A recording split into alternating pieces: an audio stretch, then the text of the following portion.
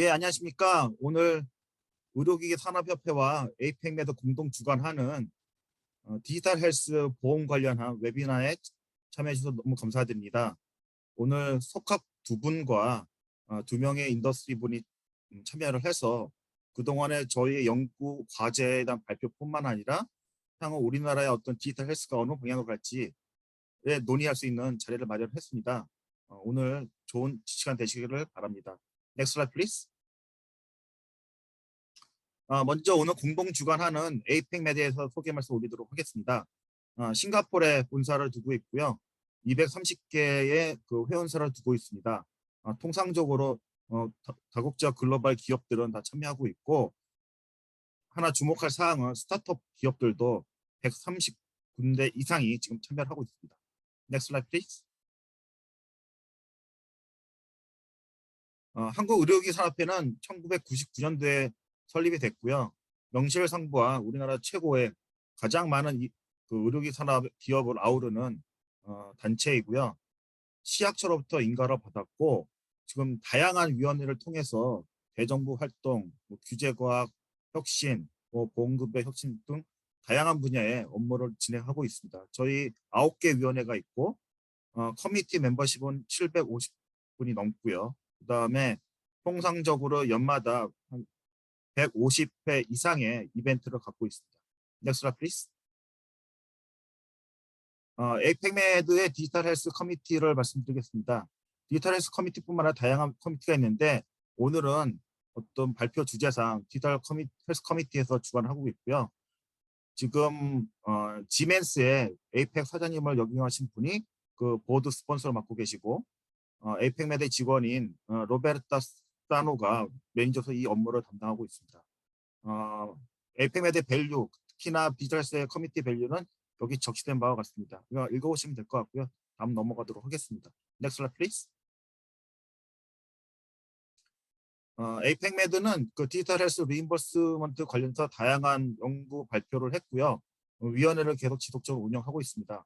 한국 분들도 참여를 원하시면 에이펙메드에 연락을 하셔서 좀 더 활동적으로 활동을 하실 수가 있고 이를 통해서 전문 지식뿐만 아니라 해외 동향, 특히나 한국의 디지털 기술 발전을 위해서 기여할 수 있는 좋은 자리라고 생각합니다. 부디 많은 분들이 참여해 주셨으면 감사하겠습니다. Next slide, please.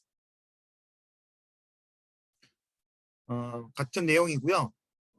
디지털 헬스 관련돼서는 인허가뿐만 아니라 보험 쪽에 지금 연구를 계속하고 있고 아시다시피 전 세계적으로도 지금 보험급여에 대한 부분은 아직 뭐 많이 논의는 되고 있지만 완성체는 아닌 것 같습니다. 그래서 저희가 다양한 분야, 세부 분야의 뭐 밸류 어세스먼트라든지 펀딩, 리임버선 프레임워크에 대해서 여러 논의와 지금 연구를 진행하고 있습니다. Next slide, please. 오늘의 어젠다를 말씀드리겠습니다. 어, 과거에는 비브라운에서 근무를 하셨지만 현재 KRPA로 자리를 옮기신 서재현 부장님이 15분 동안 발표가 좀 있으실 거고요. 그 다음에 이화여자대학교의 안정원 교수님께서 디지털 헬스 한국의 현황, 평가 방법에 대해서 말씀 주실 거고 신재현 교수님, 연세대학교의 신재현 교수님께서 현재 ACP 퍼스펙트와 그 가버먼트 측면에서 다음 단계 무엇이 있을까, 특히나 디지털 헬스의 어떤 밸류를 측정한 방법이 무엇일까를 말씀 주실 거고요. 그 다음에는 메디트로닉 코리아에 근무하고 있는 명재훈 대리께서 인더스트리 포지션을 말씀 주시겠습니다. 그리고 제가 간략하게 클로징 리마크를 하도록 하겠습니다. Next slide, please. 네, 그럼 먼저 서재한 부장님 발표를 듣도록 하겠습니다. 네, 재한? 잠시 컨트롤 넘어받는 동안 시간 조금 지연하도록 하겠습니다. 네, 안녕하십니까. 저는 한국 글로벌 산업협회 팔로시 담당 서지현입니다. 제 소속을 보고 조금 의아하실 수도 있을 것 같은데요. 저 같은 경우에는 작년 5월 한국 글로벌 산업협회로 옮기기 전에는 의료기기 제약회사인 비브라운에서 마켓 액세스 지휘 담당으로 근무를 하였고, 이를 통해 한국의료산업협회 보험위원회와 에이펙메드 디지털 헬스 리임버스먼트 워킹그룹에 참여했던 경험들이 인연이 되어서 오늘 이 뜻깊은 웨비나에 참여하게 되었습니다. 저는 오늘 이제 디지털 헬스에 대한 여러 국가의 급여 평가 체계를 소개하고 아시아 퍼시픽 지역을 중심으로 실제 디지털 헬스의 급여 또는 시장화 사례를 공유하는 시간을 통해 디지털 의료 기술이 우리나라에서 성공적으로 정착할 수 있는 방안을 함께 고민해보고자 합니다.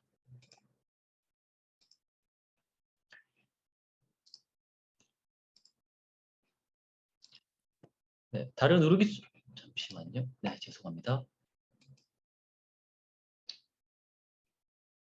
네, 다른 의료 기술과 마찬가지로 디지털 헬스 역시 건강보험 체계가 이를 뒷받침하지 못한다면 환자들의 적절한 사용은 불가능하다는 사실을 너무나 잘 알고 계실 거라고 생각합니다. 이와 관련해서 에이핀메드 디지털 헬스 리임버스먼트 워킹 그룹은 여러 챌린지를 극복하기 위해 디지털 헬스의 특성을 제대로 반영한 급여 체계 마련을 지원하는 활동을 펼쳐나가고 있습니다. 이러한 활동의 일환으로 한국을 비롯한 프랑스, 독일, 영국 등 현재 디지털 헬스 관련 HTA 가이드라인이 마련된 국가들의 해당 가이드라인 내용을 비교 분석하는 프로젝트를 진행하였고 그 내용을 간략하게 소개해 드리고자 합니다. 네, 먼저 프랑스의 경우에는 관련 가이드라인에서 디지털 헬스를 CMD, 커넥티드 메디컬 디바이스로 표현함으로써 네, 연결성을 강조하고 있습니다. 이는 이제 디지털 헬스의 특성에 대한 진정성 있는 고민과 검토를 엿볼 수 있는 부분이 아닐까 생각합니다. 여러 가지 기능적인 분류에서도 다른 기기, 플랫폼들과의 상호작용을 디지털 헬스의 주요한 기능적 특성으로 정의하고 있는 점 역시 같은 맥락이라고 할 수 있겠습니다. 또한 관련 급여 평가 내용에서는 해당 디지털 헬스 자체의 유용성인 액추얼 클리니컬 베네핏 그리고 기존 치료법과의 차별화된 가치인 클리니컬 에디드 밸류를 주요 평가 요소로 설정하고 있습니다. 특이사항으로는 액추얼 클리니컬 베네핏의 세부 평가 항목의 경우에는 유병률, 사망률과 같은 어떤 직접적인 유용성인 인디비주얼 베네핏과 함께 접근성, 전반적인 치료 프로세스의 개선과 같은 퍼블릭 베네핏도 그 가치를 인정해주고 있다는 것입니다. 이는 이어서 살펴볼 우리나라 가이드라인과 어떻게 보면 큰 차이점이라고 말씀드릴 수 있을 것 같습니다. 네, 다음으로는 독일의 경우에는 관련 가이드라인에서 평가 대상인 디지털 헬스를 디지털 헬스 어플리케이션으로 명명하고 있습니다. 이와 관련해 주목할 내용은 환자 또는 환자와 의료진이 함께 사용하는 디지털 헬스 이외에 환자 치료를 위해 의료진만이 사용하는 디지털 헬스 관련 기기는 디지털 헬스 어플리케이션을 인정하지 않고 있다는 것인데요. 이거는 환자 중심적 관점을 나타내고 있는 것으로 이해됩니다. 또한 급여 평가 과정에서는 파저티브 헬스케어 에펙트를 평가 요소로 검토하고 있는데 파스티벌 스케일 에펙트는 다시 메디컬 베네핏과 더불어 환자의 건강 습관이나 환자와 의료진 사이의 절차 개선과 같은 내용을 역시 디지털 헬스의 베네핏으로 함께 고려하고 있습니다. 이 부분 역시 프랑스 사례와 유사하다고 말씀드릴 수 있을 것 같습니다.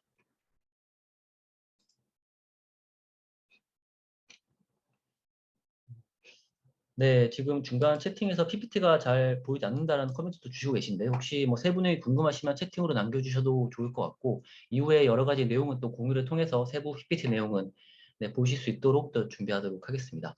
네, 다음으로 한국의 디지털 급여 평가 가이드라인의 경우에는 그 대상을 혁신적 의료기술로 규정을 하고 있습니다.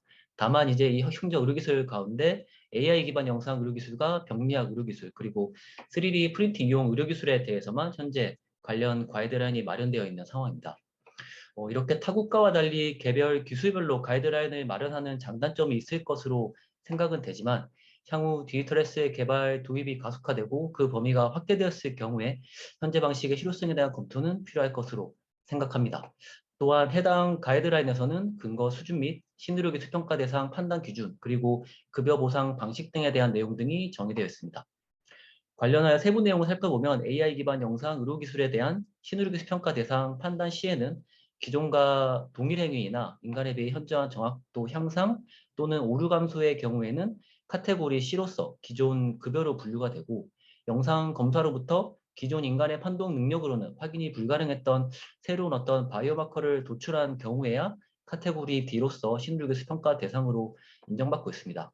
또한 추가적으로 카테고리 2로 AI 기반 영상 의료 기술을 통해 고가 의료 행위를 대체한 경우 역시 신의료 기술 평가 대상으로 인정을 하고 있습니다. 다만 사견으로는 기존 급여로 분류되는 카테고리 C의 현저한 정확도 향상 또는 오류 감소를 통한 진료의 효율성 및 비용 절감의 효과와 카테고리 E, 즉 AI 기반 영상 의료 기술을 통해 고가 의료 행위를 대체한 경우를 구분짓는 의미가 무엇인지 그리고 그 타당성에 대해 추가적인 검토가 필요해 보인다고 생각합니다. 또한 급여 보상 방식과 관련해서는 기존 행위 대비 현저한 진단 능력의 향상, 그리고 새로운 진단적 가치 창출 또는 치료 효과성을 보이거나 이에 더해 비용 효과성을 입증하는 경우에 별도 보상을 고려하고 있으며 기존 행위 중 일부 능력은 상당한 개선이 있으나 전체적으로 기존 행위 유사 수준인 경우에는 별도 보상 대상에 해당하지 않는다라고 규정을 하고 있습니다. 이와 더불어 3D 프린팅 경우에도 진료, 수술 시간 단축 또는 수술 용이성 등 효율성이 향상된 그런 부분에 대해서도 결국에는 별도 보상 대상에 해당되지 않는다라고 규정을 하고 있습니다. 앞서 살펴본 제외국 가이드라인과 한국의 가이드라인을 비교해 보자면 가이드라인에서 전문가 의견, 코호트 연구, 무작위 인삼 시험과 같이 근거 무연의 클래스만을 지정해주는 국내와 달리 제외국 가이드라인에서는 디지털에서 의료기술의 베네핏을 어떻게 입증할 수 있는지에 대한 구체적인 요소 또는 방법론을 제시하고 있다는 차이가 있는 것으로 보이고요. 이는 신청인의 근거 생성 과정의 방향성 및 예측 가능성을 높여주고 추후 급여평가 과정에서도 신청인과 평가 기관의 인식의 갭을 좁혀주는 역할을 해줄 것으로 평가되기 때문에 이 부분은 저희가 참고를 할 필요성이 있을 것으로 생각됩니다. 또한 급여 적정성 평가 과정에서도 어떤 직접적인 치료 효과만을 주요 평가수로 삼는 국내 가이드라인에 비해서 제외국에서는 환자의 행동 지원 또는 의료진 환자 사이의 절차 통합, 간소화 같은 전반적인 어떤 환자의 치료 프로세스 관점에서 급여 적정성을 평가하고 추가적인 가치를 인정해주고 있는 점 역시 저희가 주목할 필요가 있다고 말씀드릴 수 있겠습니다. 다만 이제 한국의 경우 같은 경우는 다른 아시아 퍼시픽 국가들에 비해 그래도 가이드라인이 제정되는 등 디지털 헬스 관련 급여 평가 체계가 구축은 되어 있는 편이지만 대부분의 국가에서 디지털 헬스의 특성을 고려한 급여 평가 절차 및 보상 체계가 갖춰 있지 않음에 따라 디지털 헬스의 발전과 디지털 헬스에 대한 환자 접근성을 제한하고 있는 것 역시 현실이라고 말씀드릴 수 있습니다. 다만 이제 코로나19 팬데믹에 따라서 디지털 헬스에 대한 관심이나 기존 헬스케어 시스템에 디지털 헬스를 적용하는 방안에 대한 검토 역시 크게 확대한 것은 사실이지만 주로 원격 진료에 대한 논의에 한정되어 있었고 에이펙 지역 전체를 살펴보더라도 호주, 일본, 한국 정도가 디지털 헬스의 특성을 고려한 급여 평가나 급여 적용을 추진해 나가고 있는 것으로 보이며 다른 국가들의 경우 이러한 사례를 찾아보기 힘듭니다. 또한 구체적인 디지털 헬스 의료기술에 대한 사례 조사를 통해 원격 진료, 리모트 모니터링, SAMD, AI 로봇 수술, 3D 프린팅에 등에 대해서 급여 적용이 이루어지는 것으로 확인을 하였고 다만 급여 적용 여부와 급여 적용 시 적정한 가치가 보상되고 있는지는 별개의 문제라고 말씀드릴 수 있을 것 같습니다. 에피메드 디지털 리임버스먼트 워킹그룹에서는 치료 영역, 기술의 특성, 급여 적용 여부 등을 고려하여 15개의 사례를 선정하고 각 제품의 특성, 시장 정보, 급여 여부 등에 대한 딥 리서치를 진행을 하였고요. 이 15개 사례 가운데 하나인 연속혈당 측정기의 경우 우리나라의 경우에는 요양비 지원이라는 어떤 복지 차원의 급여 적용이 이루어지고 있는 점 역시 특징이라고 말씀드릴 수 있을 것 같습니다. 또한 연소혈당 측정기의 성공적인 급여 적용 또는 시장성 확보에 대한 주요 요소를 살펴보면 임상 커뮤니티 또는 환자단체의 지원을 확보한 것 그리고 관련 임상근거 생성 및 민간보험과 협업 등이 있고 이는 어떤 개별 국가의 건강보험 체계 및 시장 사정에 따라 그 적용의 차이는 있을 수 있는 점 함께 참조 부탁드립니다. 네, 케이스 리서치를 통해 확인한 베스트 프랙티스 요소를 정리를 해본다면 기존 치료 재료와 유사한 요소로는 개별 국가의 급여 평가 체계에 대한 이해 그리고 제품 분할의 가치와 기존 치료 대비 우월성을 입증하기 위한 관련 연구 수행 등을 꼽을 수 있겠습니다. 그리고 또한 디지털 헬스에 특화된 베스트 프랙티스의 어떤 요소로는 디지털 헬스에 대한 수용성이 높은 시장을 타겟팅하거나 디지털 헬스 제품을 위한 다른 펀딩 대안을 찾는 것 등이 제시된 바 있습니다. 특히 우리나라의 경우 최근 대통령 당선인의 공약 가운데 하나로 연소혈당 측정기 건보 적용 확대가 포함된 것을 잘 알고 계실 것 같은데요. 이러한 정책적 활동 역시 펀딩 대안을 찾는 활동으로 의미가 있다고 말씀드릴 수 있겠습니다. 제 발표는 여기서 마무리하면서 오늘 웨비나가 디지털 헬스 의료기술이 적정한 가치 인정을 바탕으로 환자들에게 폭넓게 제공됨으로써 환자의 건강과 삶의 질을 향상시키고 우리나라 헬스케어 시스템을 업그레이드시키는 또 하나의 계기가 되었으면 하는 바람입니다. 또한 질병의 예방과 치료의 경계가 모호해지고 심포가 습관제와 같은 포괄적 진료비 제도가 확대되어 가는 우리나라 상황에서 의료기기 제약산업계가 이와 관련한 개선 방안과 청사진을 함께 그려나가는 기회가 많아지길 개인적으로 기대하고 있습니다. 네, 경청해 주셔서 감사합니다. 네, 다음으로 발표자이신 안정희 교수님께 네, 마이크를 넘기도록 하겠습니다.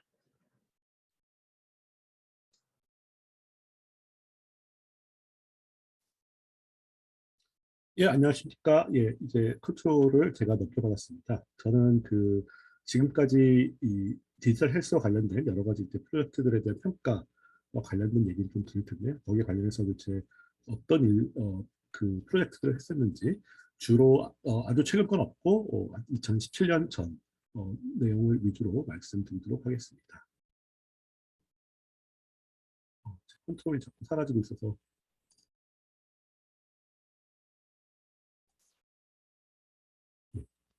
이렇게 컨트롤이 있네요.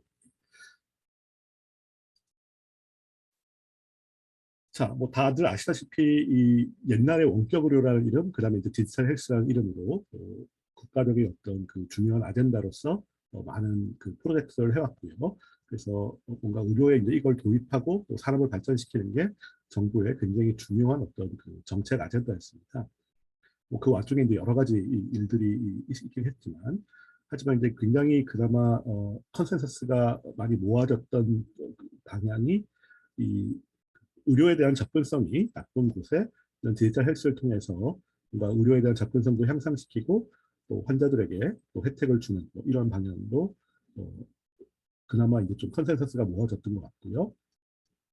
그래서 주로 낙도라든지 아니면 그 산골 지역에 그 군 보건소도 굉장히 멀리 있는 이런 사람들에게 굉장히 유용할 것 같고, 또 만성 환자 중에서 현재 그 관리가 잘 안 되고 있는 그런 뭐 당뇨라든지 이런 만성 질환자들을 대상으로 이 정기적으로 의원에 와서 관리를 받지만 그 사이사이에 여러 가지 이제 그 수치라든지 이런 걸 측정하고 또 환자를 모티베이트 시켜서 약물요법에 좀 더 순응하게 하고 또 이런 여러 가지 그 것들을 통해서 치료의 효과를 극대화시키는 뭐 이런 쪽으로 많이들 이제 생각을 해왔고요. 또 그리고 국내 업체들에서도 이제 많은 관련 기기들을 개발하려는 노력을 해왔고, 또 한 가지 이제 그 디지털 헬스를 보는 시각이 해외에 그 우리나라 병원에 진출해 있어서 이런 원격 의료를 이용해서 뭔가 그 본국에 있는 그 병원과 긴밀하게 연결하고 또 해외 진출 시에 여러 가지 그 장점으로 부각시킬 수 있는 이런 것들이 제가 아는 한에서 정책 아젠다로 강조되어 왔습니다. 그래서 복지부에 올라가 있던 그림들인데요. 원격 의료로 뭘 할 수 있느냐에서 보시는 바와 같이 왼쪽에는 이제 군 특히 그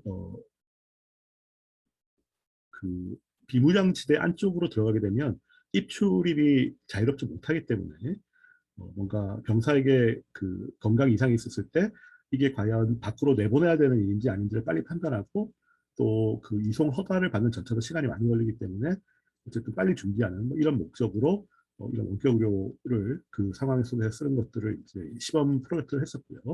또 뭐 나름대로 굉장히 이제 성과도 괜찮았고, 또 특히 그 비무장지대 안에 의료인이 들어가서 근무할 수 있는 환경이 아니기 때문에 이제 군 병원에 있는 의료인이 그 원격으로 진료를 해주고 또 여기에 따라서 이송이 빨리 필요한 경우에는 빨리 내보내고, 보통의 경우에는 이제 그 통문이 열리는 게 한 사흘은 기다려야 된다고 하는데 그보다 이제 빨리 이송할 수 있는 뭐 이런 것들을 고려하는 이런 목적으로도 이제 유용성을 발표했었고요. 또 한 가지는 이제 그 우리나라가 아무래도 그 원양어선이라든지 아니면 그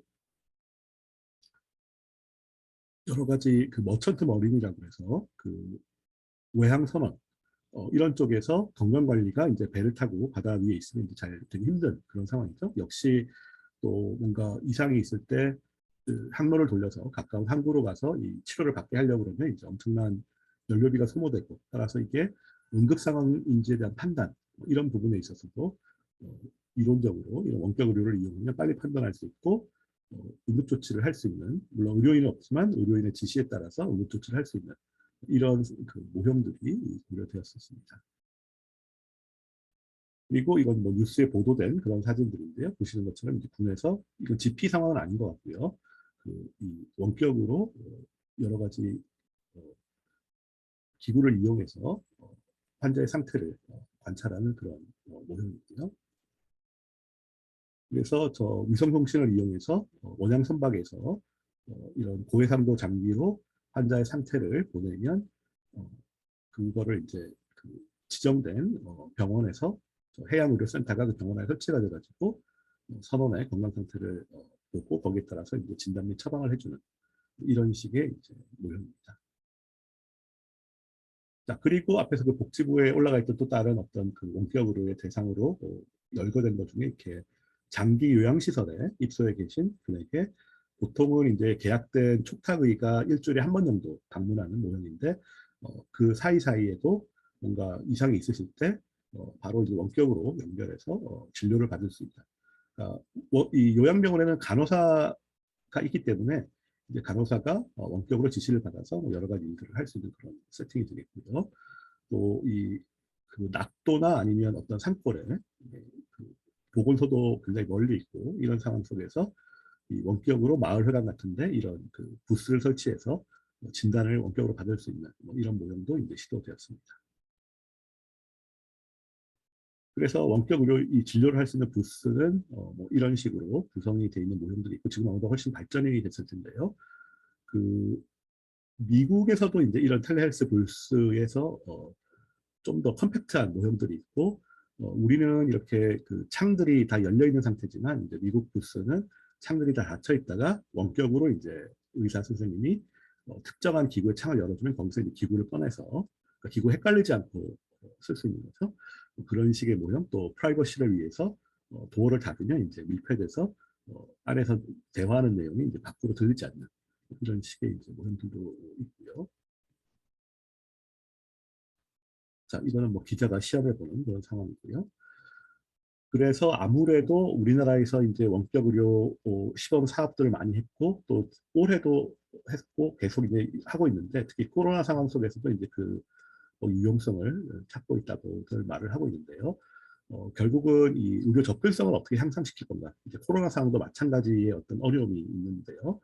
특히 그래서 이 그 의료에 대한 접근성이 나쁜 지방에 있어서 어떻게 그 병원을 지을 만큼 인구수도 안 되고 그리고 또 여러 가지 이제 재정적인 문제가 있을 수 있는데 원격 시스템을 이용해서 이런 부분을 어떻게 그 향상시킬 것인가 뭐 이런 것에서 이제 장점이 있다고 볼 수 있고요. 그래서 보시는 것처럼 리모트 컨설테이션 그리고 또 지금도 이제 많이 운영되고 있는 응급 상황에서 환자를 이송시킬 수 있고 또 이송하는 도중에 여러 가지 일을 할 수 있는 닥터 헬리콥터라든지 이런 부분들이 이 텔레헬스와 직접적으로 연관이 돼서 이제 의료 접근성을 향상시킬 수 있는 것들이 되겠습니다. 그래서 보시는 같이 이제 그 우리나라 서남 해안 지역이죠. 그래서 목포를 중심으로 해서 이 많은 섬들이 흩어져 있는데 보시다시피 이제 헬리포트들이 있는 섬들도 있고 이제 없는 섬들도 있는데 헬리포트가 있는 경우에는 이런 닥터 헬리콥터를 보내서 환자를 이송시키고 그러니까 배로 한 몇 시간 걸릴 거를 1시간 정도 안에 이제 이송시킬 수 있는 그런 장점. 그리고 이 3차 병원이 이제 목포에 있는 이 병원과 여기가 여수인가요? 이쪽으로 있는 그 병원들을 이송시킬 수 있는 이런 그 어떤 체계에 이제 지금 굉장히 호평을 받고 있는 거고요.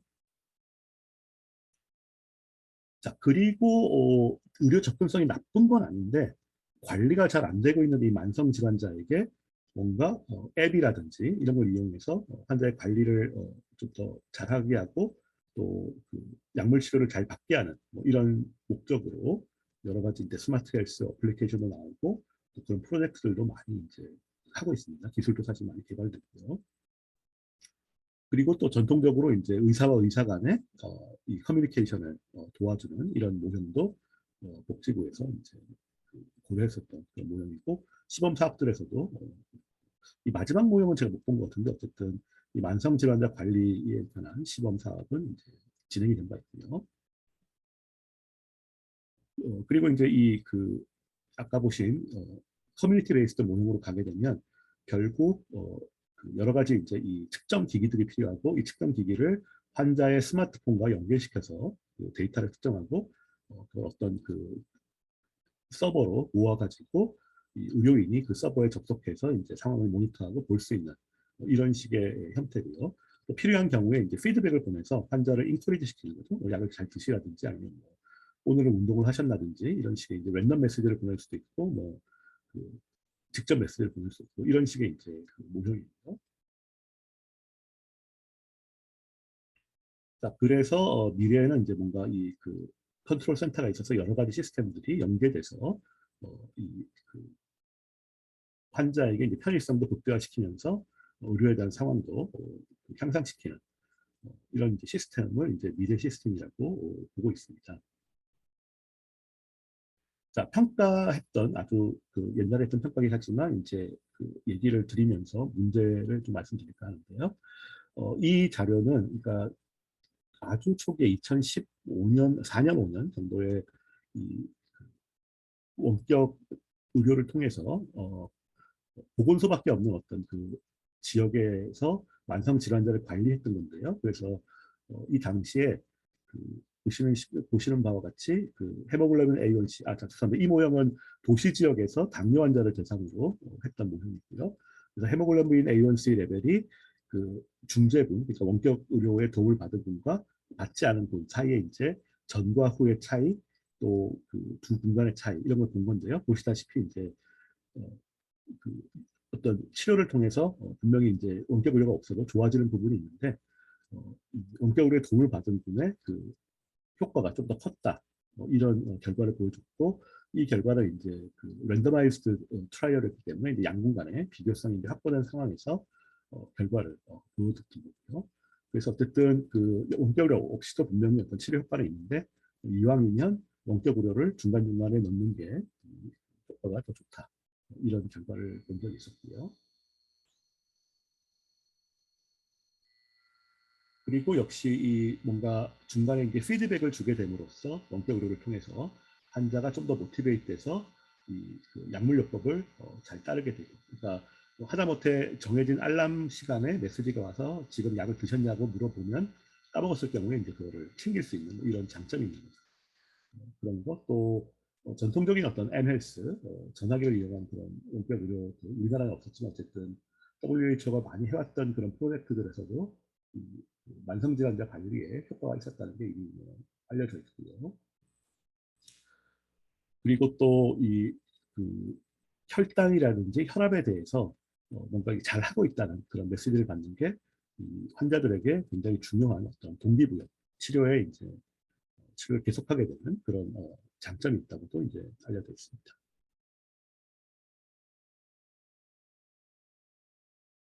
예, 그래서 슬라이드가 막 끊겨버립니다.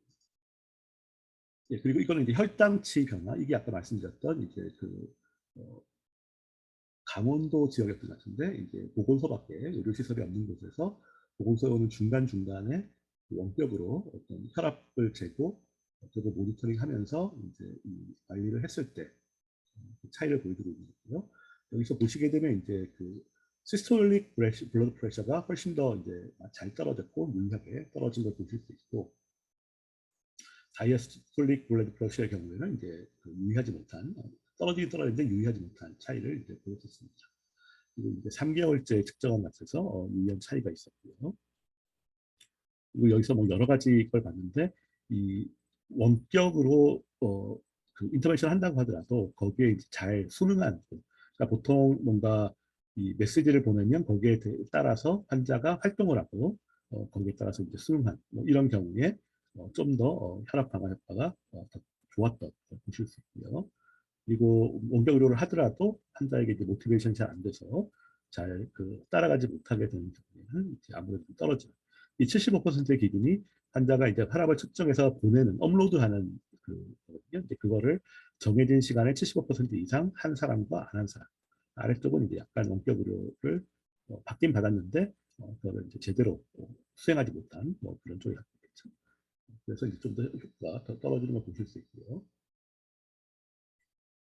그래서 이런 그 중재를 통해서 아무래도 치료 효과를 극대화시킬 수 있고, 하지만 이제 가장 큰 문제가 이 의료계의 반대가 있어서 이제 특히 그 도시 지역의 커뮤니티 베이스드 케어에 있어서 많은 반대가 있었고요. 그리고 또 반대쪽을 생각해 보면 이제 노년층 같은 경우에 이 원격 의료를 아주 좋아하지는 않는, 그러니까 의사 선생님을 보는 거를 더 이제 선호하는 뭐 그런 경향들도 좀 있고, 하지만 이제 젊은 층으로 갈수록 아무래도 더 이게 익숙하고 편한 그런 모형이 될 수 있는데, 어떻게 이제 이 의료계가 우려하는 그 여러 가지 이제 치료 효과가 잘못되지 않을까라는 부분을 해소시키면서 환자들에게 편의성을 증진시킬 수 있는가가 이제 중요한 과제가 되겠습니다. 예, 여기까지 제가 준비한 부분이고요. 이어서 다음 발표자에게 넘기도록 하겠습니다.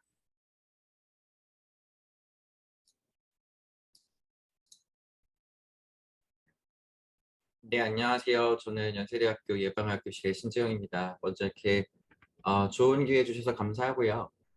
의료기기 산업협회에서 발표했던 내용과 중복되는 내용도 있는데 뭐 장표가 많다고 걱정하지 마시고 제 시간에 끝내고 뭐 좀 안 했던 내용 위주로 말씀을 드리도록 하겠습니다. 제가 부여받은 내용은 헬스케어 프로페셔널스, 그러니까 의사들 입장에서 이 디지털 헬스를 뭘 믿고 써야 돼 라는 내용에 대해서 조금 고민을 해봤습니다. 이거 다 넘어가고요. 그 디지털 헬스가 어떤 의미를 줄까 하는 생각을 하면 의사들한테는 그 왼쪽에서 보시는 바와 같이 훨씬 더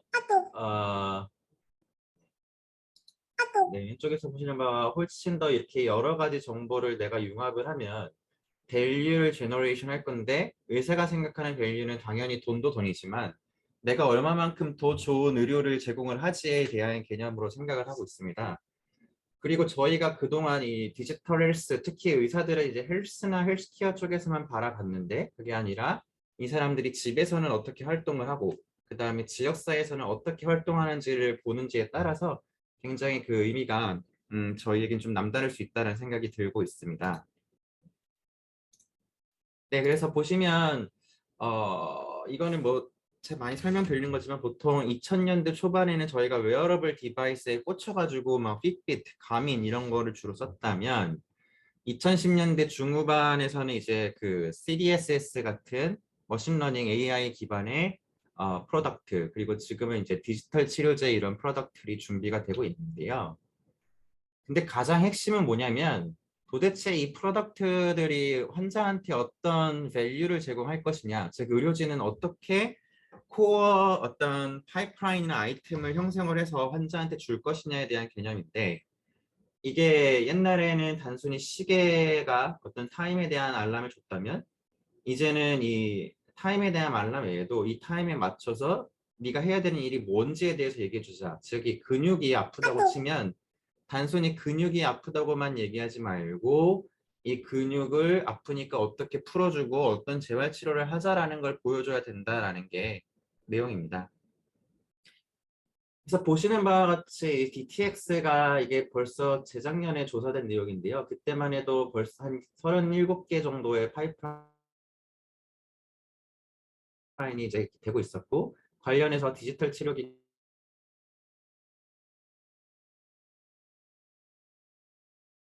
다양한 내용들이 이미 그 정책적으로 백그라운드가 지금 이루어지고 있는 상황입니다. 네, 그래서 이 코비드 팬데믹 이후에 우리나라의 의료 환경이 좀 많이 바뀌었는데, 뭐 우리나라는 거의 그 외국 같은 경우는 락다운이 됐기 때문에 이렇게 보시는 바와 같이 보잉 주가도 떨어지고 했지만 그래도 막 엄청 힘들지는 않았습니다. 왜냐하면 애마존 같은 그런 로지스틱스 회사들에서 상당 부분 백업이 가능했기 때문에 주가에서 보여주듯이 사람들이 더욱더 이 온라인에 디펜던트한 그런 상황이 벌어졌고요. 의료에서도 마찬가지입니다. 의료에서도 미국에서 이렇게 최고조에서는 팬데믹 이전보다 78배의 그 아까 앞에서 안정원 교수님이 말씀하셨듯이 원격 의료가 활성화되었지만 이제 스테이블라이즈 되고 나서는 이제 38배 정도가 되어서요. 의사를 못 보는 리미티드 액세서빌리티가 존재하지만 그래도 뭐 텔레헬스 때문에 뭐 그렇게 나쁘진 않았어 라고 이제 생각을 했죠. 근데 문제는 이 보시는 바와 같이 텔라닥이라는 미국에서 가장 큰 원격 의료 업체의 주가는 2021년 중기를 이후로 꺾이는 추세를 이제 보여주고 있습니다. 그 이유가 뭐냐면 이 네 가지의 주요 포인트에서 그 궁금증이 생긴 건데요. 실제로 텔레헬스가 페이스 투 페이스만큼이나 좋아? 라는 문제가 하나 있고요. 두 번째는 텔레헬스가 과연 모든 사람에게 그 이퀄 액세서빌리티를 제공할 수 있냐, 즉 디지털 리터러시와 관련된 점에서 이게 동등하게 개선을 보일 수 있냐라는 점이고, 세 번째가 이 텔레메디슨이 메디컬 오버유즈가 즉 미국에 해당하는 내용일 수 있는데요.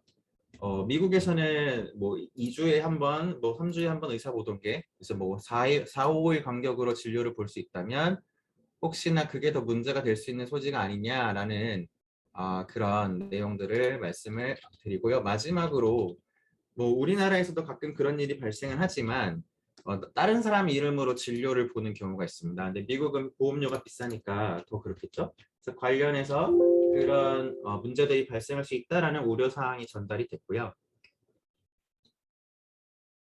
그러다 보니까 이제 보험자 입장에서는 또 뭐가 신경 쓰이냐면 과거에는 이 굉장히 그 뭐라 그러죠? 그 단순하게 그 임시적으로 의사를 만나고 처방을 해주려고 했던 것이 이제는 하나의 우리의 헬스케어의 시스템 내 구성 요소로 살펴봐야 되지 않냐.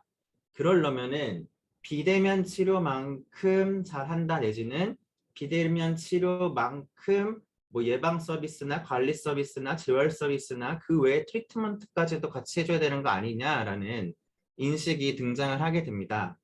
이제 그러다 보니까 이 텔라닥이라는 회사가 또 다른 조 단위의 리봉고라는 회사를 인수를 하게 되는데요. 이게 뭐 2021년에 제가 생각하는 저희 업계에서의 굉장히 큰 이슈가 아니었나 싶습니다. 그래서 국내에서는 무슨 일이 일어났냐면 분명히 이렇게 이동량이 줄었습니다. 그리고 뭐 저도 어떻게 보면 여기 피해자인데 하도 배달 음식을 많이 시켜 먹다 보니까 살이 엄청 많이 쪘습니다. 예, 엄청 많이 쪘고, 그리고 뭐 보시는 바와 같이 우리나라는 기본적으로 의사와 환자 간의 원격 의료 또는 오디오 온리 텔레헬스가 불법으로 규정이 되어 있었는데 코비드에 의해서 이게 뭐 허가가 난 게 아니라 한시적 허용입니다. 한시적 허용을 하게 한 나라고, 그럼에도 불구하고 전체 외래, 그러니까 1차 유언 기간의 외래 처방률의 0.3%에도 아직까지 못 미치고 있는 수치인데요. 근데 제 생각에는 지금 이제 코로나 확진자가 막 늘어나면서 거의 뭐 1,000만 명의 누적 확진자가 육박하면서 이 처방률은 더 늘어날 거라고 생각합니다. 그러나 미국 메디케어 환자들이 27%가 경험을 해봤고 33%가 관련해서 지식을 갖고 있는 면에서는 아직까지도 부족한 측면이 있다. 즉 우리나라의 의료 접근성은 뭐 코비드로 인해서 그 절박할 정도의 혁신을 요구하진 않았다라는 생각을 갖고 있습니다. 그럼에도 불구하고 왜 우리나라 시장에서는 끊임없이 디지털에 대해서 다른 나라보다 앞서가려고 하냐라고 하면, 기본적으로 우리나라는 1차 의료에서 그 예방이나 재활이나 질환 관리에 대한 서비스를 제공하지를 못합니다. 뭐 수가 체계가 빈약해서 그럴 수도 있지만 그런 거에 의료진도 훈련이 되어 있지 않고요. 그래서 여러 가지 대안들이 제공이 되었지만 그 대안들도 결국에 병원에서 제공을 하는 게 위주였고요.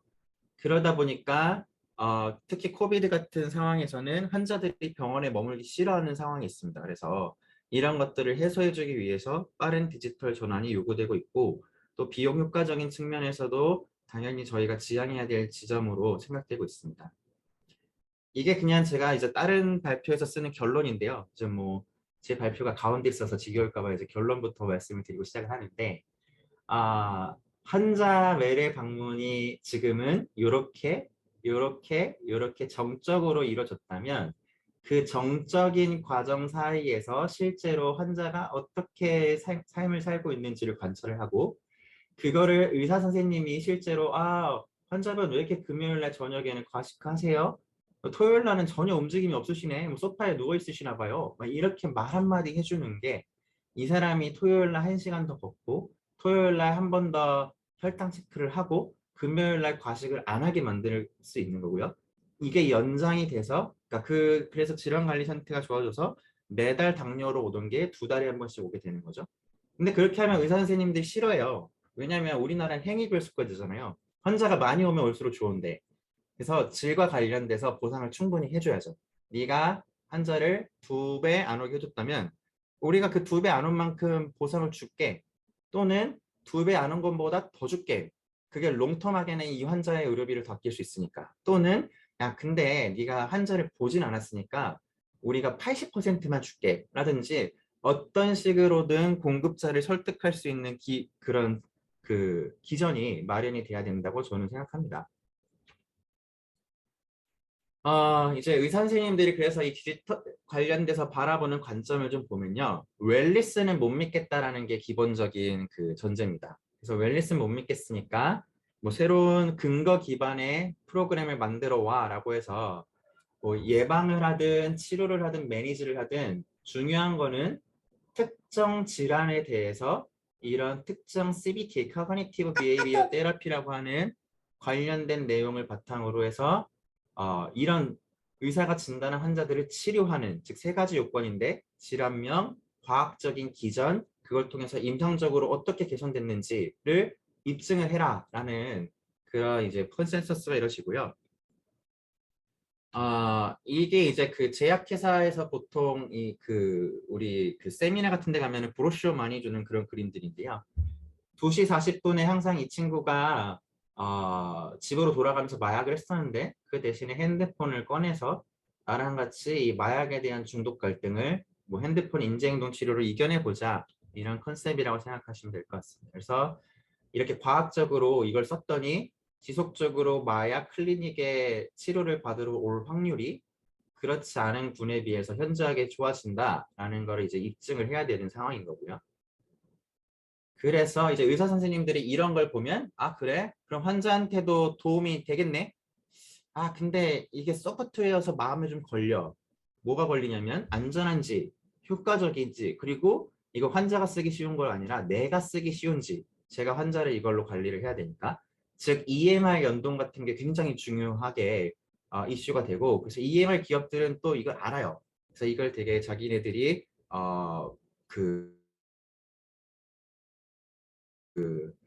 어떤 그 스트렝스로 이 니고시에이션 하는 바탕입니다. 그 외에도 뭐 내 데이터가 넘어가는 거에 대한 걱정도 있고 내가 질을 잘 보려나 뭐 수가 어떻게 받지? 딴 병원은 안 하니까 내가 하면 좀 환자 많이 올까? 이런 거에 대한 생각들이 많습니다.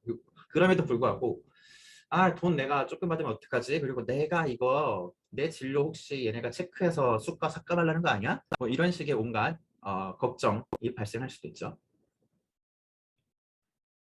그래서 의사 선생님들을 조금 더 잘 설득시키려면은 뭐 3가지 측면에서 조금 더 고민을 해보시면 좋을 것 같은데요. 첫 번째는 아까도 얘기했듯이 의사 선생님들은 이렇게 약물이 여기에 바인딩을 하면 정말로 이게 환자한테 이 셀 내에 어떤 세포적인 반응을 통해서 개선시키냐는 걸 보는 건데 소프트웨어도 이거를 증명을 해야 된다. 뭐 의료기기도 다 MOA를 증명을 해야 되잖아요. 같은 얘기입니다. 그래서 당뇨 환자가 이 앱을 썼더니 입원이 예방이 됐다면 그게 당뇨 쪽 관리와 관련된 건지 홍파병 관련된 건지가 이 교육법 내에서 어떤 거와 관련된 걸 훈련을 했기 때문인지를 밝혀낼 수 있어야 되고 교육적인 프로그램이 굉장히 탄탄해야 되고 뭐 리얼월드 퍼포먼스도 같이 봐야 된다라는 내용입니다. 관련돼서는 요거는 다른 제가 강의 올려온 게 있으니까 넘어가고요. 이 2번째로는 이 썸리스트라고 하는 제품을 통해서 이펙티브니스가 어떻게 측정되는지 알려드릴 건데요. 불면증 관련된 치료제입니다. 그래서 보시면 이게 웰리스랑 왜 다른지가 핵심인데요. 보시는 바와 같이 이 소프트웨어를 끝났어. 의료기기 사용이 끝났음에도 불구하고 체계적으로 행동이 교정됐기 때문에 이게 지속적으로 유지가 되는 거고요. 우리 PT 하다가 끊으면 다시 살찌는 것처럼 만약에 체계적으로 몸에 체득이 안 되면 이게 리바운드가 생겼겠죠. 하지만 이 DTX나 소프트웨어를 통해서 그 사람의 그 건강 행태 자체를 바꿀 수 있었다는 게 굉장히 매력적인 요소고 의사들이 꾸준히 또 이거를 처방할 수 있는 요소라고 생각이 들고요. 마지막으로 이런 사용자 만족도라든지 그 클리니컬 세이프티나 이펙티브니스와 관련해서 끊임없이 그 사람이 얼마만큼 잘 사용하고 있는지 좋아지고 있는지를 볼 수 있는 것도 굉장히 매력적인 요소라고 생각을 하고 있습니다.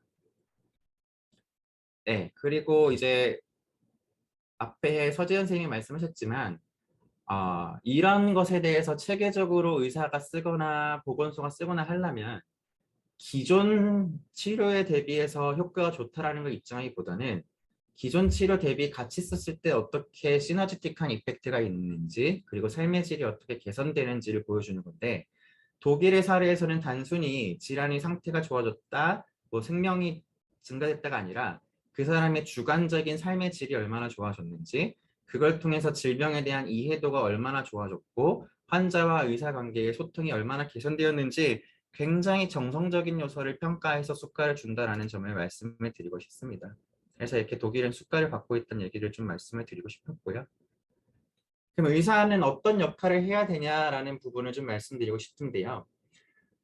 이게 미국의 그 미시시피에서 하고 있는 프로그램이래요. 그래서 이제 그 원격 뭐 CDSS 베이스드 트라우마나 아까 지금 DTX 같은 CBT나 뭐 VR 베이스드 DTX 그러니까 전문적인 굉장히 특화된 서비스를 제공하기 어려운 지역에서는 제 생각에는 의사 선생님들이 이런 걸 적극적으로 어댑테이션 하려고 하는 노력 그래서 더 좋은 환자한테 더 나은 서비스를 제공하려는 노력이 필요하고 그를 위해서는 앞서 말씀드렸듯이 수가 독일은 뭐 이게 이 사람한테 적합한지 평가하는 일종의 초진 평가가의 이유로 그 다음에 모니터링 수가에 한 7.6유로 주거든요. 우리나라도 이 정도 주면은 충분히 저는 의사 선생님들이 할 니즈가 있다고 생각합니다. 그리고 이제 두 번째로는 저도 이거를 쓰는 어쩌면 객체, 의사도 이거의 객체로서 실제로 이거가 얼마만큼 안전한지, 얼마만큼 효과적인지, 얼만큼 효율적인지에 대해서 저희도 그 돈을 받는다는 전제하에서는 모니터링의 요원이 돼야 된다 생각을 하고요.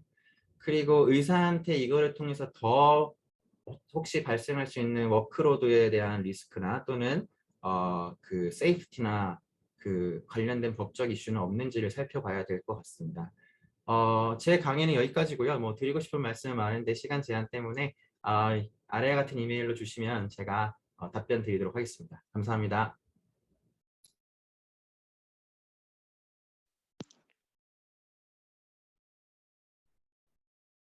네, 잠시 컨트롤 넘겨받을 때까지 기다리고 있겠습니다.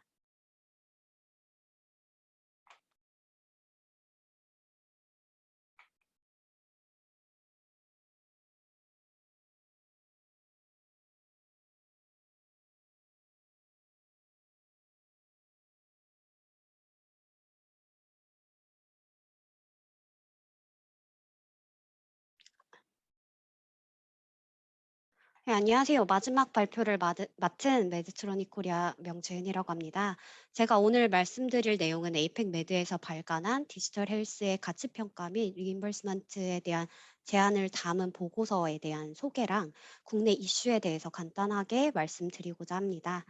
우선 보고서를 소개드리면 에이펙 매드에서 발간한 보고서에는 한국, 호주, 일본, 인도 등 몇몇 국가의 리임버스먼트 접근 방식을 분석한 다음에 이제 한국의 네카를 포함한 에이펙의 주요 이해 관계자분들을 대상으로 인터뷰를 해서 디지털 헬스를 크게 선진국으로 볼 수 있는 호주와 디지털 헬스가 아직 도입 초기인 인도로 나눠서 각 상황에 맞는 이상적인 프레임워크를 제안하고 있습니다. 실제로 에이펙 매드는 현재 호주에서 주요 이해 관계자들이랑 이제 비공개 대화를 진행 중일 정도로 디지털 헬스 이슈에 대해서 굉장히 적극적입니다.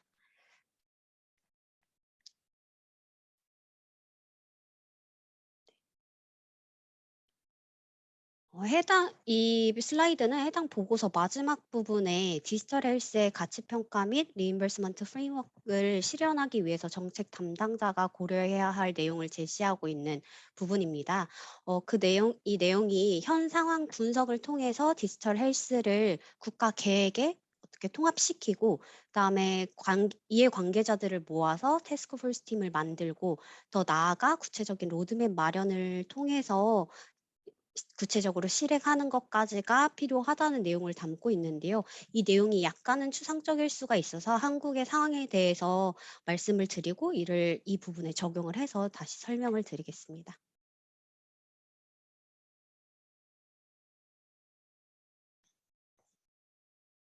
우선 한국의 이슈를 말씀드리자면 디지털 헬스에 대한 적절한 보상이 과연 잘 되고 있는가를 대표적으로 말씀드릴 수 있을 것 같습니다. 이미 아시겠지만 의료 행위 가치의 그 상대적인 점수를 나타낸 상대 가치 점수의 구성 요소에는 의사 업무량, 그리고 임상 인력이나 장비, 재료비 등을 닮은 진료 비용, 그리고 의료 사고 관련된 그런 분쟁 해결 비용에 대한 위험도로 구성이 됩니다. 그래서 상대 가치 점수에는 가장 많은 부분을 차지하는 것이 뭐 아시다시피 주시술자의 의사 행위료인데요. 디지털 헬스는 일반적으로 기존 의료 행위에 비해서는 의사 행위료 부분이 조금 비중이 낮아질 수밖에 없는 실정입니다. 이는 뭐 당연하게도 디지털 헬스 자체가 고품질 소프트웨어 프로그램을 보통 이용을 해서 뭐 인지행동 치료나 아니면 반응형 신체 운동, 뭐 맞춤형 질병 치료 이런 것들을 제공하기 때문에 상대적으로 의사 행위료 부분이 조금 낮아질 수밖에 없는 실정인 거죠. 그래서 현재 우리나라에서는 급여가 되고 있는 게 두 가지가 일단 있는데요. 대표적인 두 가지를 말씀드리겠습니다. 그래서 올 2월부터 웨어러블 형태의 검사기를 이용한 심전도 검사가 급여되기 시작했는데 이는 최대 7일부터 14일까지 연속으로 심전도를 측정을 할 수 있는 그런 기술입니다. 근데 기존에는 24시간 홀터 검사 동일한 수가를 이용을 해 가지고 사용했기 때문에 굉장히 환자 이용이 제한적이었는데요. 이를 기존에 있던 수가를 24시간에서 48시간으로 변경을 하고 그 기간별로 이제 추가 행위를 신설을 해서 최대 14일까지 이제 보상을 하기 시작을 했습니다. 그리고 두 번째 케이스인 재활 로봇 의 경우에도 뇌졸중 환자에게 30분 이상 사용한 경우에 상급종합병원 기준으로 약 3만 원 정도를 추가로 보상하고 있습니다. 그래서 급여가 되면서 확실히 환자의 접근성이 좋아진 것은 사실인데, 네, 이 보상 자체가 과연 기술에 비해서 이런 기술의 가치를 얼마나 잘 반영하고 있는지, 얼마나 적절한지에 대해서는 추가 논의가 좀 필요할 것 같습니다.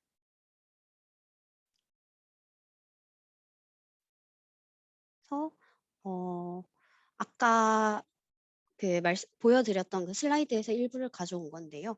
국내 이슈에 대해서 조금 나아가야 할 방향을 요 스텝 세 가지에 를 맞춰가지고 말씀을 드리자면 해당 이슈에 대해서 일단 정책 관계자들이 이러한 이슈를 인지를 하고 국내 실정에 맞게 복지부나 심평원, 뭐 식약처 뭐 등등 유관기관 플러스 이제 저희 산업계 그리고 학계 관계자들까지 모은 태스크포스를 구성을 해서 국가 차원에서 이런 디지털 헬스 태스크포스를 구성해서 이제 운영을 하고 추가적으로 이제 국가 차원에서 디지털 헬스 관련 전문가를 좀 적극적으로 발굴하는 과정이 필요할 것 같습니다.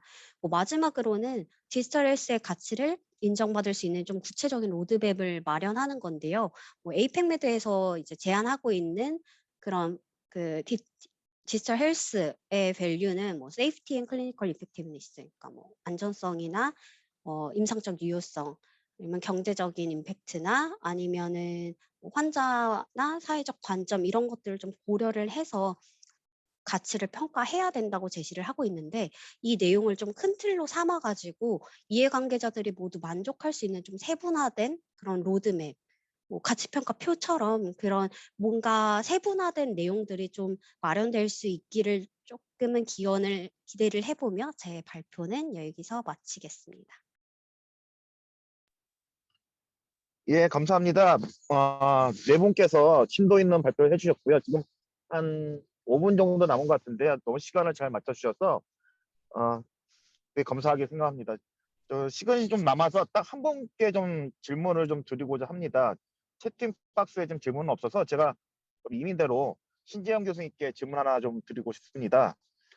우리나라에서 디지털 헬스 기술 많이 개발하고 있고 뭐 계속 많은 회사들이 좀 도출이 되고 있지만 아직까지 뭐 성공적인 비즈니스 모델로 정착이 됐다고 나온 제품은 없는 것 같아요. 교수님께서 보시기에 여러 가지 규제적인 허들도 있지만 그 개발자가 좀 신경을 써야 될 부분은 뭐가 있을까요?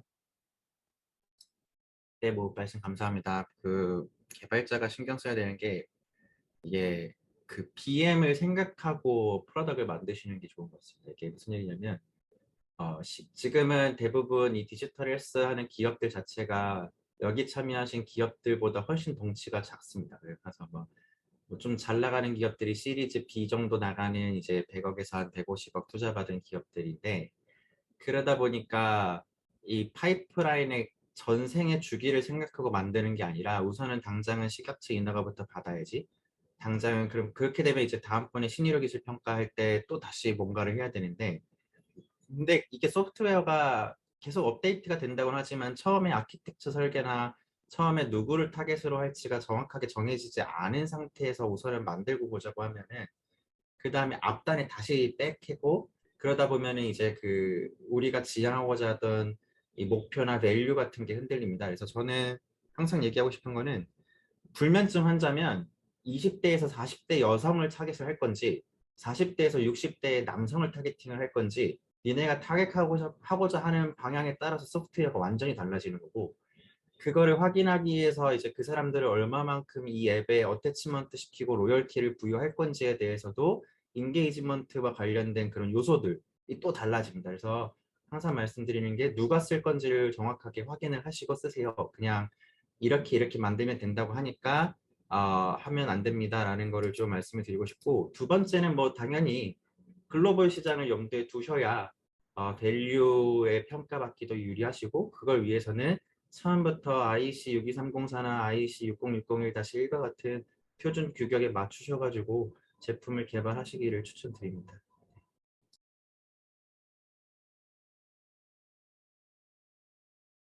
네, 그 질문이 하나 채팅창에 올라왔습니다. 교수님 한번 봐주시고 답변 주시면 좋을 것 같습니다. 네, 뭐 이거는 제 생각에 뭐 대통령 당선인도 지금 해결을 못할 문제인 것 같긴 한데요. 그 이게 그 서재현 선생님이 안정원 선생님 말씀하셨나, 서재현 선생님 말씀하셨나, 그 기존 의료기기 네, stop, you can stop. 그 기존 의료기기 대비해서 명백한 진단 능력의 향상이 있을 때만 AI 치료기기, 그러니까 우리가 SAMD 중에 지금 AIMD는 수가를 인정해준다라고 심평을 가이드라인이 나왔죠. 근데 그럼 그 명백한이 뭐냐라는 거에 대해서 레퍼런스가 지금은 서울대병원에 있는 뭐 영상의학과 교수님 수준을 우리가 레퍼런스로 달고 있단 말이죠. 근데 그게 만약에 우리가 처음에 레퍼런스 고를 한 뭐 중소도시 인구 30만 명의 응급실에 있는 전문의가 아닌 당직 선생님으로 했으면 훨씬 더 이게 편했을 거예요. 그러니까 기업들이 그걸 전략을 못 가져간 부분도 있고요. 그래서 정부한테 이제는 뭐 인 제네럴 우리가 디지털 헬스를 하면은 이렇게 이펙티브니스가 좋아져라기보다는 이러한 니체 마켓에서 우리가 도와줄 수 있어. 우리가 다 수가를 달라는 건 아니고 이런 부분에서 우리가 훨씬 좋아질 수 있을 것 같아라는 거에 대해서 그 안정원 교수님이 하시는 경제성 평가나 아니면 저희가 이제 시뮬레이션을 돌리는 걸 통해 가지고 보여주고 설득을 해야 되는 부분이라고 생각을 합니다. 근데 심평원도 그 이런 디지털 헬스 하려고 하는 팀에서는 되게 많이 도와주려고 해요. 그리고 아까 상대 가치에서는 이게 해결이 안 되기 때문에 환자 중심 가치를 통해서 해주려고 하는데, 문제는 현행 의료 체계 내에 디지털만을 위해서 우리가 모든 의료 체계를 바꿀 거야 라고 하면은 여전히 허들이 존재하는 상황인 거죠. 그래서 저는 BM을 타겟팅을 하실 거면은 수가에 의존하시기보다는 비급여를 먼저 받으셔서 뭐 실손보험사와 협력을 좀 하시든지, 아니면 그 지자체에 건강 관련돼서 질환 관련돼서 예산 사업이 되게 많습니다.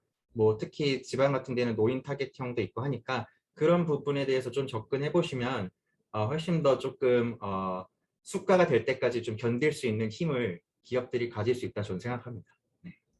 네, 교수님 말씀 감사합니다. 좀 시간이 조금 촉박하지만 하나 더 질문을 드리겠습니다. 안정원 교수님께. 그 전에 그 신정 교수께서 비급여 말씀하셨는데 사실상 업계에서 느끼는 것은 비급여 받기가 더 어려워서 좀 더 좀 고민이 많이 되는 것 같습니다. 교수님, 안정 교수님, 지금 예, 세계적인 그 경제수명과 석학이시니까 제가 지금 그렇진 않은데요. 예. 그 디지털 헬스도 비용 효과성 분석해야 될까요? 제 생각에 아무래도 보험의 원리 자체가 그 어떤 버짓에 대해서 정당성을 보여야 되니까 해야 되지 않을까 싶고, 아무래도 의료기술평가에서 디지털 헬스에 관한 많은 이제 경기평가 결과들이 있고 또뭐 파지티브한 결과들도 많이 있거든요. 그래서 아무래도 저는 그런 틀에서 할 수 있고, 어떻게 보면 독일처럼 이 환자의 그 퀄리티 오브 라이프 가치 같은 걸 보일 수 있는 측면에서 좀 더 유리한 측면도 있지 않나라는 생각도 합니다. 예, 말씀 감사합니다. 비용 효과 분석을 하려면 그 전에 사전적으로 임상 설계부터 잘해야 될 것 같다는 느낌이 확 들어서 이거 개발자들이 이 부분을 좀 신경 많이 써야겠다 이런 생각을 좀 해봤습니다. 딱 3시간 됐는데요. 오늘 너무나 발표 잘해주셔서 감사드리고 시간도 잘 내서 너무 감사드립니다. 오늘 금요일인데 참석해주신 모든 분께 감사드리고요. 편안한 금요일 주말 되시기 바랍니다. 모두 수고 많으셨습니다. 감사합니다. 예, 수고하셨습니다. 감사합니다. 감사합니다.